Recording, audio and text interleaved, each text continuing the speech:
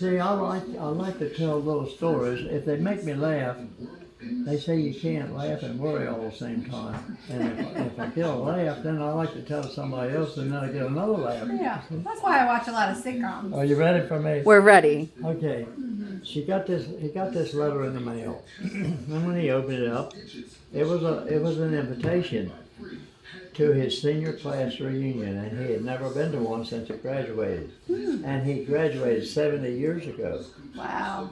So it's not so long time. But see, we graduated in 47, and that's like 75 years ago. Wow. So Incredible. anyway, we got there. He didn't recognize anybody. Nobody recognized him. But he got to talking to this lady. And he told her, said, my wife passed away. And she said, well, my husband did too. Well, they remembered back when they were in school and going to dances and parties. And said by the end of the evening, an old flame had rekindled.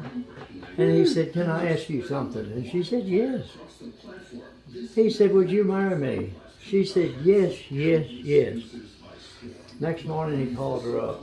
He said, I think last night I asked you if you would marry me, but I can't remember what you said. She said, I said, yes, yes, yes. But I'm really glad you called me because I couldn't remember which one asked me. So you see what's coming? That's where we are now. You never know what's going to stop working or when. You know, it's Right. But here's another That is little story true. about this lady. She went into service or something, and she was away for a long period of time and didn't go to her class reunion. And this has been a long time since I heard this because I told Irene's brother about this. Because he came home from the Navy and he hadn't been for like 20 years and he went to, but this lady she got a letter in the mail, invitation to her senior class reunion. Well, she went, and when she got there, she signed the book, signed in. So they told her, said, now, this is the way we're going to work this. We're going to give each person, and we're going to go in alphabetical order, there's so many minutes to talk, to give your most exciting things or things that you want to, what you want to tell. So she said, that's good. And I said, but I'd like to go last. She said, well, we'll work it out. And you can go last.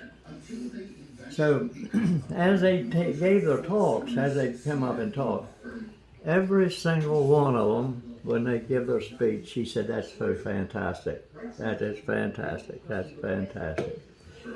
So when it got to her turn, they said, now what did you do when you got out of school? She said, well, the first thing I did, I went to finishing school.